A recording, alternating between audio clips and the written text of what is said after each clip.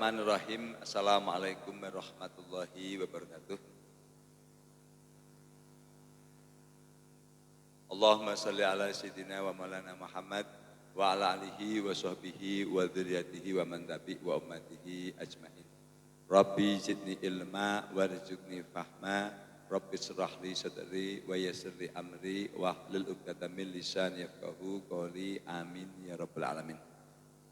Kepada hadirin peserta kuliah ilmu kesehatan hewan dan ilmu peternakan di Mayer Laboratories yang kami hormati, yang insya Allah senantiasa dirahmati oleh Allah SWT. Pada kesempatan pagi hari ini, hari Kamis, tanggal 21 Agustus tahun 2025, saya Daerah Muhammad Burhan akan menyampaikan materi kuliah dengan tema atau bab yaitu pembibitan atau breeding pada kambing dan domba. Untuk sapi kan sudah sering ya, untuk kambing dan domba. Itu latar belakangnya adalah kebutuhan protein hewani, daging domba khususnya sama kambing itu sebenarnya cukup tinggi. Seperti yang saya sampaikan, khususnya di pasar Jabodetabek itu sangat besar. Nah, kemudian yang berikutnya adalah bahwa kambing domba di Indonesia ini hampir semuanya peternakannya masih tingkat peternakan rakyat yang konvensional. Sementara satu sisi kambing dan domba ini sangat potensinya sangat besar dari sisi produktivitas maupun reproduktivitas. Jadi langsung saja, jadi mau fattening atau pengemukan, mau breeding atau pembibitan itu faktor produksinya, faktor hasilnya adalah rumusnya sama. Jadi reproduksi atau produksi sama dengan G plus E. Jadi artinya tetap faktornya dua itu, genetik atau bibit dan tata laksana atau environment, perlakuan lingkungan. Ya. Kemudian yang paling penting tapi kalau untuk di pembibitan ini genetik benar-benar harus diperhatikan. Bagaimana? Makanya yang pertama kali kita pemilihan bibit. Satu pejantan, pemacek, yang dua adalah betina. Nah, kita jantan dulu. Jantan ini harus katakanlah tidak ada, kalau diusahakan tidak ada hubungan darah dengan nanti betina. Jauh. Jadi tidak ada hubungan darah. Secara histori, recordingnya tidak ada hubungan darah. Karena kalau terjadi hubungan darah, artinya kalau dekat nanti akan mengakibatkan muncul fenotip atau penampakan fisik yang jelek akibat gen resesif itu bertemu. Mohon maaf bisa cacat, bisa apa, itu gara-gara perkawinan sedarah. Jadi misalkan jauh dari darah. Nah, kemudian secara fisik, pejantan ini satu usia itu kalau di bawah setahun dia nggak akan kuat macek. Itu udah hukumnya kalau pejantan. Kalau pejantan paling matang dewasa kelamin itu di 2 tahun, 1,5 juga. Jadi beda ya, beda sama kita mau fattening. Jadi paling ideal pejantan itu untuk katakanlah sebagai pemacek itu usia paling ideal di 2 tahun. 1,5 tahun sperma belum terlalu mature atau terlalu matang belum. Tenaga juga belum. Nah, kemudian yang penting postur. Postur satu tidak terlalu gemuk, tidak terlalu kurus. Gemuk nggak boleh juga. Jadi kalau enggak, jadi nggak akan lincah. Paham ya? Jadi jantan ini dia harus sedang. Berapa berat ideal? Berat ideal itu maksimal di 50 kilo pejantan. Yang penting rangkanya bagus. Yang penting tulang belakang panjang, kakinya panjang, cukup itu aja betul. Jadi tidak butuh gemuk. Contoh domba adu yang enggak bisa. Satu tenaga enggak kuat, dia istilahnya cenderung tidak lincah. Gitu ya. Jadi harus yang kepala agak sedikit ramping, yang penting dia kaki tulang belakang panjang, kaki panjang cukup seperti jantan. Gitu ya. Nah, kemudian dia harus sempurna secara fisik. Minimal dari mata simetri, dari warna kulit, warna rambut simetri.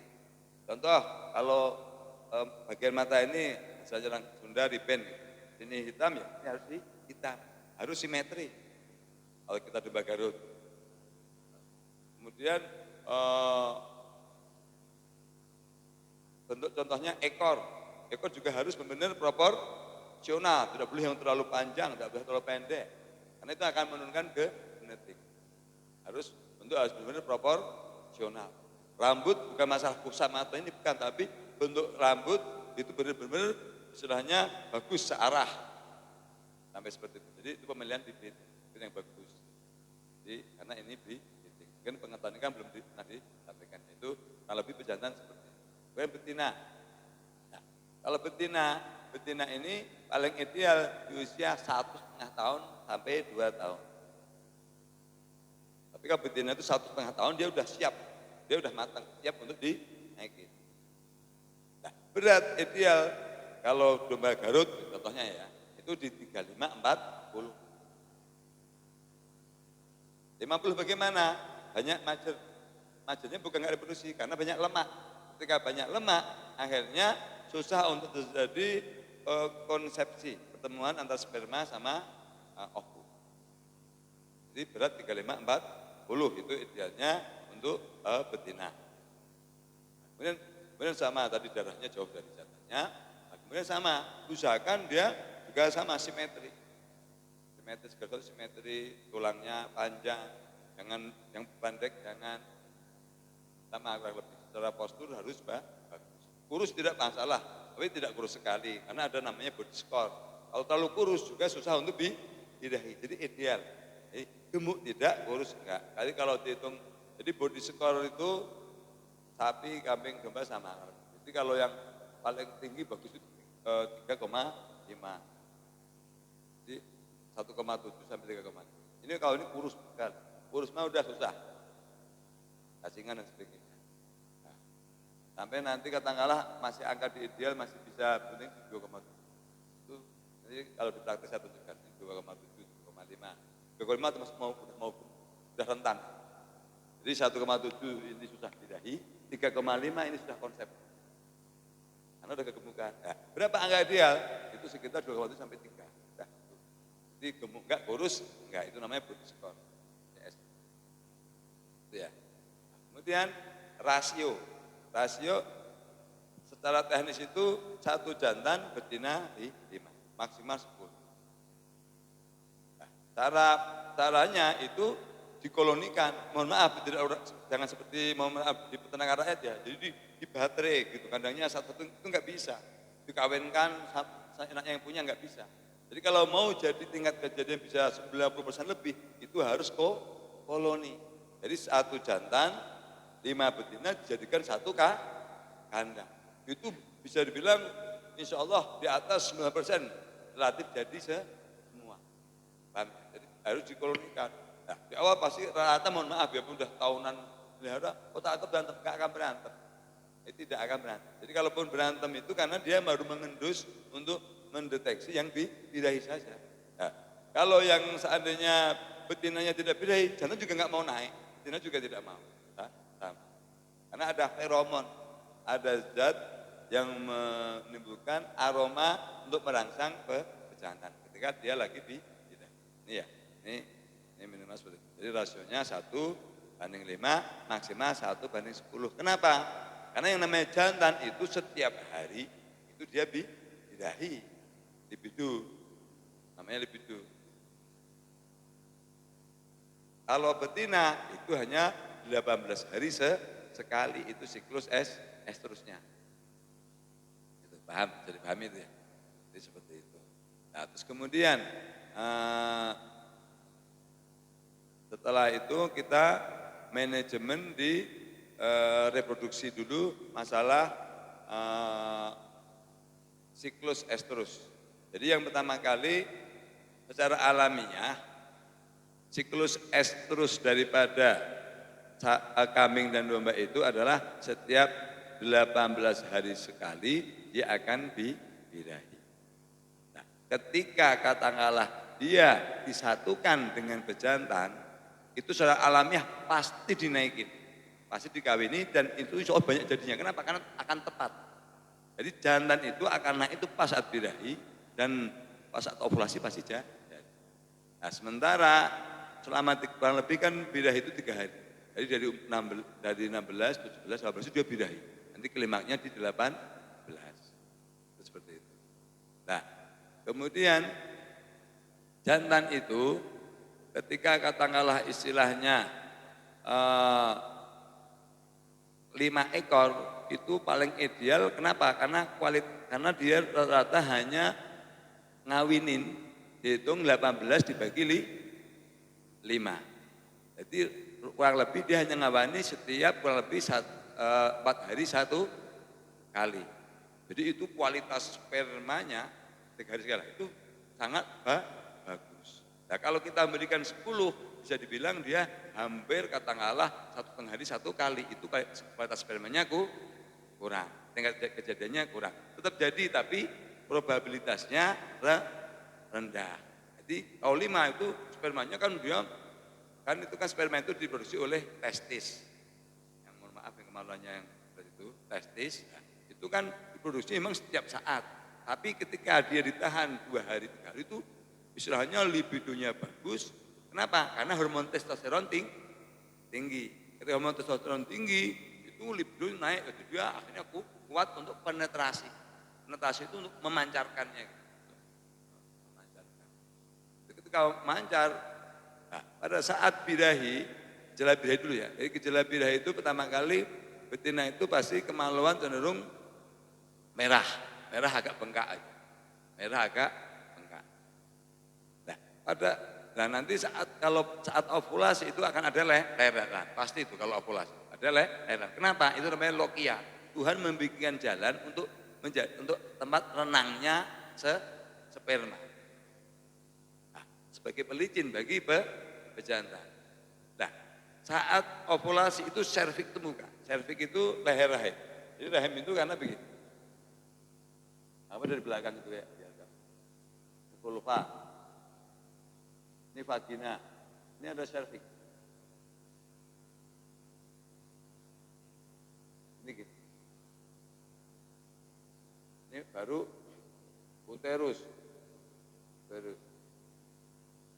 Ini ovum. Bukan ovarium. Ini kan vulva. Jadi pada saat dia birahi, itu bengkak. Merah bengkak. Pola leleran. Di sini banyak mukus, banyak lokia tadi. Nah, saat terjadi birahi, ovulasi, itu ini buka ini. Nah, akhirnya penis itu masuk ke sini. Jadi dia memancarkan sperma, hembus. Nah, kalau jantan itu tiap hari kawin lemah, dia tidak mampu untuk penetrasi. Paham? Itu ilmunya, ya enggak? Jadi makanya 1:5, 1 koni itu pasti insya Allah akan jadi bagus. Sapi juga Pak, sama, akan jadi pasti. Dia pun sapi. Saya pernah di Subang itu, kita hampir 95% jadi 1:5. APPO paling bagus kalau ini. Ya, ini mau kambing, mau domba, insya Allah 90% ke atas. Kalau 1:5. Jadi kan 1, tapi bukan dipisah-pisah pakai baterai gitu, ya. Jangan, rata-rata kan disuka-suka jangan. Itu kalau itu meter. Kalau penumbukan itu silakan. Tapi kalau breeding harus kolonis. Paham ya? Nah, setelah seperti itu, kemudian anggap aja udah birahi. Jadi akhirnya konsepsi, akhirnya jadilah bentuk embrio kemudian implantasi nempel ke sini. Itu akhirnya terjadi kebuntingan pregnan. Di kebuntingan. Ketika terjadi kebuntingan itu tandanya jadi nanti di 18 hari setelah gejala birahi itu tidak akan ada lagi. Nah, itu tandanya itu aja. Nah, dan domba jantan juga nggak mau naik tandanya. Makanya itu paling dimonitoring. Jadi makanya didata. Nah, kemudian bagaimana kalau kita ingin semuanya birahi serentak? Itu namanya sinkronisasi estrogen. Biar semuanya serentak. Contoh ini ada domba 5 ekor. Ini biar kawinnya sehari semuanya kawin. Itu kalau untuk kawin alami repot. Harus ada pejantan 5. Karena enggak akan kuat. Beda kalau kawin namanya AI artificial insemination. Jadi Jadi kecuali kawin sontek, paham ya? Jadi kalau nanti paling, nah ini paling penting kadang-kadang domba pengen sinkronisasi. Domba itu kawinnya rata alami, jadi tidak, bukan nggak bisa, dia tidak berguna kita sinkronisasi kecuali kita menyiapkan pejantan 5. Apa resikonya? Resikonya mereka berantem, benar nggak? Nah, seperti itu, paham ya? Jadi kalau ini jawabannya. Jadi kalau untuk kambing sama domba ini kasusnya beda sama sapi. Kalau sapi disinkronisasi karena itu petugas yang ngawini, ya enggak? Tapi kejadiannya juga enggak akan tinggi menang alami, ya enggak? Tapi sinkronisasi eksplosif menggunakan PGF2 alfa atau menggunakan prolis itu jika kawin atau artificial. Nah, itu kan tidak akan capek. Mau hanya begini-begini 5 orang juga tidak apa-apa. Tapi kalau kan jantan 1 ngelawan 5 juga tidak akan kuat. Paham ya? Jadi ini takutnya yang tanya apa fungsinya sinkronisasi, gak efektif. Ilmiahnya begitu, rasionalnya. Ya, paham ya? Nah, kemudian udah itu, nah, usia kebuntingan itu bukan usia, panjangnya kebuntingan itu kalau domba itu kambing sama domba lebih sama 155 hari. Kadang-kadang ada yang 148, 145 ada untuk kambing kadang-kadang. Tapi kalau domba cenderung lebih, rata-rata di 150 sampai 155 hari. Berarti 5 bulan. Gitu. Nah, dari sini kita bisa ngukur habis dikawini. Contoh katakanlah tanggal 1 September mereka birahi, kemudian dimonitoring 18 hari ke depan, kok tidak ada tidak ada birahi lagi, berarti jadi. Berarti mulai tanggal 1 itu kita hitung 5 bulan ke depan. Paham ya? Itu jadi hitung. Apa fungsinya? Untuk menyiapkan persalinan atau kelahiran. Kenapa perlu disiapkan kelahiran? Karena kalau tidak nanti tidak ketahuan, akhirnya injak. Karena koloni tadi, paham ya? Jika udah tahu begitu, contoh, udah ketahuan 18 hari berikutnya tidak ada birahi, amat sekali lagi untuk memantapkan. Kalau tidak ada lagi, langsung pisahkan. Baru silahkan mau dia di baterai tadi, kandang sekat tadi. Ya, kenapa? Untuk menjaga tidak terjadi kecelakaan, karena bisa keguguran gara-gara kecelakaan, paham ya? Seperti itu. Itu udah kelihatan tidak ada birahi lagi, langsung dipisahkan. Nah, itu diantaranya kita mendeteksi dia jadi atau tidak. Jadi tadi ada birahi atau tidak. Yang kedua apa? Lihat dari ambing. Ini gejala bunting ya. Ambingnya biasanya mulai berkembang, mulai membesar ambing ini. Mulai membesar, buntingnya juga mulai membesar. Jadi ambing itu yang begini ya. Jadi ambing. Jadi ini ambingnya mulai membesar, ini mulai memerah. Jadi mulai isi. Jadi kalau enggak peyot, tapi ini isi. Nah, cuman kebalikan kalau saat bunting vulva kemaluan ini kecil. Kecil dan putih, warnanya cenderung putih ke kecil. Dia nutup kecil. Cenderung kecil. Karena apa? Ini satu dan nutup. Karena apa? Ini tidak ada hormon estrogen. Jadi yang mengakibatkan birahi itu ada hormon estrogen. Nah, jadi ketika ada hormon estrogen itu dia akan buka. Apa yang ada? Hormon progesteron. Itu membuat sempitnya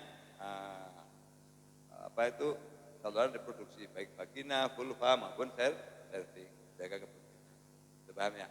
Nah, makanya kalau saat bunting, contoh kasih estron gugur, kasih propolis gugur, dikasih PGF2 apa keguguran. Nah, jadi estron, kemudian propolis, itu GnRH, kemudian PGF2 alfa itu akan mengakibatkan keguguran.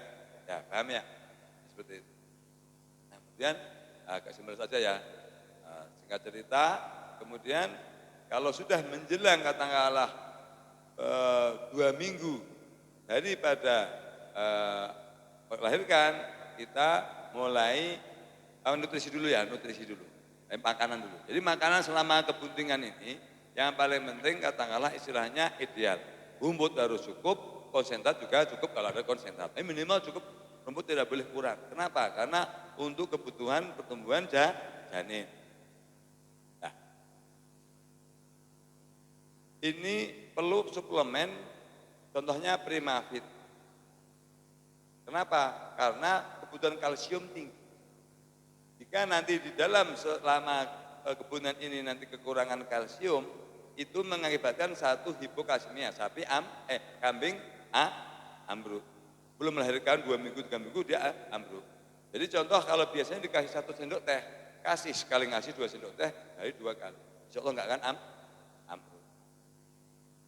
Nah, yang kedua, untuk pertumbuhan janin, kalsium sangat penting sekali. Kenapa? Ini untuk rangka. Yang ketiga, untuk susu. Di kalsium ini nanti fungsinya untuk produksi susu. Memancarnya susu ini karena pengaruh kalsium. Jadi kalau kekurangan kalsium, nanti susu ini tidak akan keluar dengan baik. Nah, ketika kambing ini sampai induk kambing atau domba ini tidak keluar susu, rata-rata mati. Anak mati. Jadi kuncinya daripada katakanlah breeding kambing domba ini susu harus keluar. Karena kalau kambing sangat sensitif, jadi sampai katakanlah dia di awal tidak dapat susu, banyak mati. Dia perlu ditolong dengan katakanlah susu pengganti kambing itu. Jadi kalau dia udah asal mau minum susu sudah aman. Nah, ada sedikit kendala ini pengalaman. Kadang-kadang petani wah ini nggak keluar susu, padahal keluar tapi nyumbat. Nah makanya di 2 minggu sebelumnya tadi itu diperah. Tidak mungkin yang namanya katakanlah bunting itu tidak ada susunya. Jadi itu harus dibuka. Caranya dibersihkan dulu pakai air hangat sama garam. Ya enggak? Nah, setelah itu diperah aja.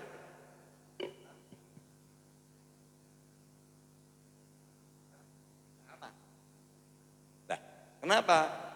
Akibatnya ketika katakanlah susu ini tidak keluar, dia nyeri. Ketika nyeri, anak ini mau nyusu, ini tidak mau dia, disepak malahan.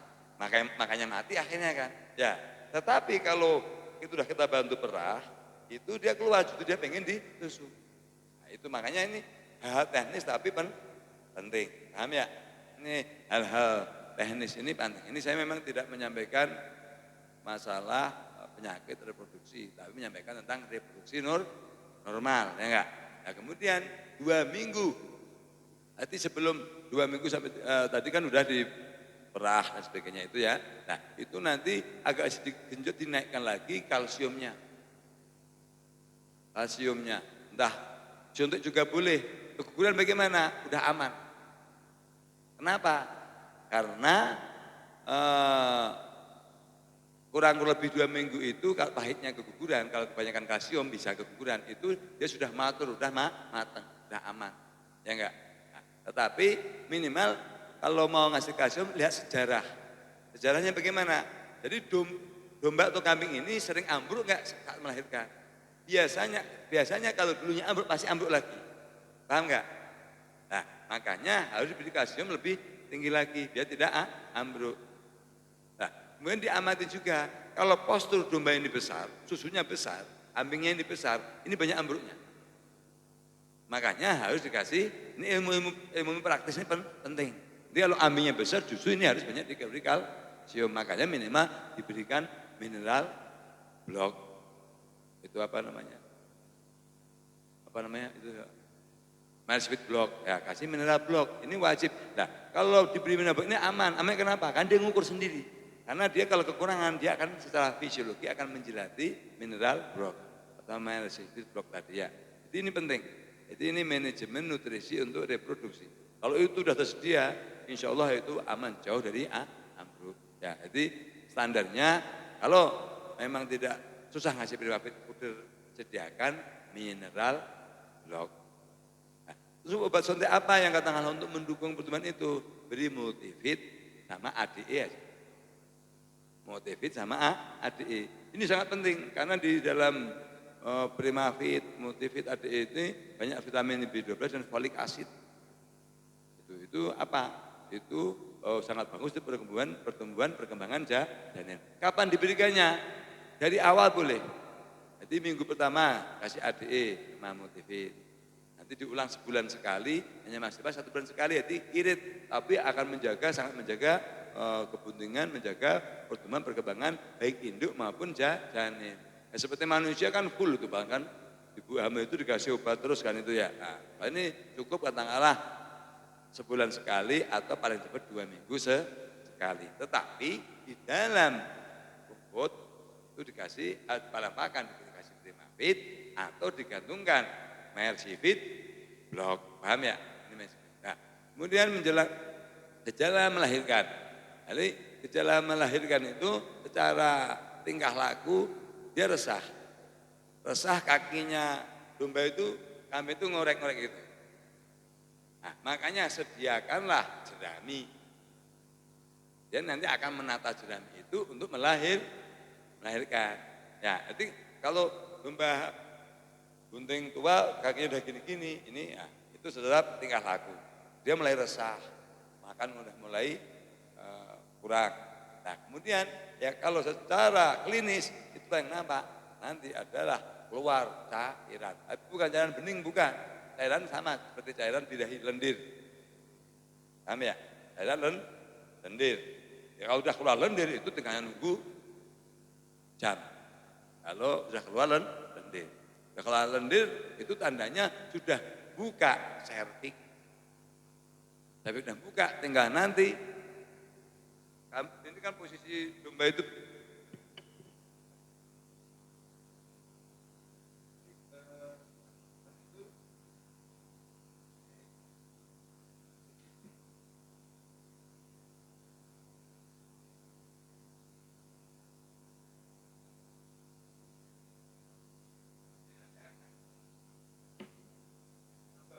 akan apa namanya? Akan mecahin kantong amnion itu. Pecah, udah, berosot. Itu hebatnya Tuhan. Itu nanti jadi pelicin. Nanti kalau urusan distokia, sungsang ini saya terangkan di kasus reproduksi. Ini kan reproduksi normal. Nah, setelah itu menjelang kelahiran, kita udah tahu gejala itu harus segera mungkin menyiapkan jerami. Minimal rumput kering, bukan kain. Tapi jerami. Kenapa jerami ini dia akan menyerap cairan itu dan merangsang saraf domba cepat berdiri anak kambing domba itu cepat berdiri. Kalau enggak jerami atau rumput kering susah berdirinya. Itu paling. Nah, setelah itu kurang lebih antara 30 menit sampai 1 jam nanti akan keluar plasenta. Plasenta kalau orang sini namanya Bali. Yang kawah hadiah dari. Jadi dia plasenta yang ini ada namanya, ada kotor dan sebagainya, bentuknya seperti daging. Nah, ini kan tempat macam-macam. Jadi tempat membuangnya residu kotoran daripada, dan itu hanya ke situ. Hebatnya Tuhan. Muter-muter di situ. Nah, nanti udah keluar, itu nanti akhirnya secara alamiah akan dimakan oleh induknya. Sebagai apa? Sebagai nutrisi, sebagai tenaga. Ada darah, ada daging. Dimakan, itu hampir semuanya dimakan. Kalau manusia kan dikubur. Kalau kambing, domba, itu dimakan. Dimakan, itu menjadi tenaga bagi dia. Paham ya? Memang enggak apa-apa, itu memang itu fisiologi normal. Fisiologi normal itu pasti dimakan. Fisiologi normal. Nah, kemudian treatment, bagaimana memperlakukan kalau kita menemukan yang baru lahir itu langsung dibersihkan hidung sama mulutnya dari cairan. Kemudian kaki belakang diangkat begini biar semua cairan keluar. Intinya untuk bernafas. Kemudian tubuhnya dilap dengan kain anduk. Kenapa? Biar nyerap cairan amnion tadi sehingga dia cepat hangat. Jadi makanya jerami tadi menghangatkan. Nah nanti sealamiah dia akan dijilatin oleh induknya. Itu jilatin itu tujuannya untuk mengeringkan dan merangsang agar berdiri. Paham ya? Seperti itu. Nah sudah sealamiah nanti dia akan, kalau udah berdiri udah aman, dia tinggal nyari susu selama susunya sudah keluar air susu. Dia akan nyusu, dia akan berdiri. Nah kemudian setelah itu induknya ya cukup dibersihkan aja dengan air hangat sama garam sama larutan iodin. Jadi 1 liter kasih aja 2 tutup botol seperti ini ya. 1 liter 2 tutup ini untuk membersihkan biar nggak infeksi. Masukkan ke diirigasikan. Masukkan udah nggak usah lalu repot-repot kalau normal. Yang penting tidak infeksi saja. Nah setelah itu biar aman disuntiklah pen strap. Kalau nggak disuntik masukkan aja pen strap dilarutkan. Contoh pen strap kalau domba contoh kasih 3 mili. Tambah aquades kurang lebih sampai 20 mili. 17 mili semprotkan aja ke dalam vagina. Itu lagi buka semua. Uterus itu lagi buka. Jadi pasti masuk. Setelah dibersihkan tadi ya. Masuk semuanya itu apa fungsinya? Itu nanti akan cepat hamil birahi kembali. Kenapa? Karena tidak ada infeksi. Kalau infeksi itu susah untuk birahi kembali. Semprotkan ke dalam itu. Nah, kemudian untuk sebagai tonikum suntik vitamin B12 karena itu pasti anemia dan segera mungkin dikasih rumput biar dia makan. Suntik vitamin B12 kemudian sama disuntik dengan tadi apa itu pen strap tadi ya. Jadi pen strapnya suntikkan boleh atau semprotkan juga boleh. Tapi malah bagus sebenarnya kalau itu lokal aja disemprot kan ke dalam saluran reproduksi. Nah kemudian ditambah dexamethasone juga boleh. Kenapa? Dexamethasone nanti dia akan mengeluarkan semua kotoran. Jadi dexamethasone atau paling efektif kortison. Kortison itu paling untuk kepentingan untuk melahirkan bagus. Jadi dia lebih bersih. Jadi suntik dexamethasone 1 menghilangkan nyeri, 2 mengeluarkan kotoran. Jadi kurang lebih jadi seperti itu. Nanti kemudian selama 1 minggu pertama ini domba harus nyusu full. Nah, kalau kambing domba nyusu full ini banyak selamatnya. 7 hari kesana pasti selamat. Nah nanti setelah itu kalau biar cepat reproduksinya kasih kesempatan nyusu maksimal 1 bulan saja. 1 bulan setelah itu langsung disapih. Kalau nggak disapih nanti nggak birahi lagi. Akhirnya kelamaan untuk reproduksi. Jadi akhirnya butuh waktu berapa? Jadi 2 minggu pertama kali anggap aja kita hanya persiapan. 5 bulan penting. Kemudian 1 bulan lagi menyusui. Jadi anggap aja total ketemunya 6,5 bulan.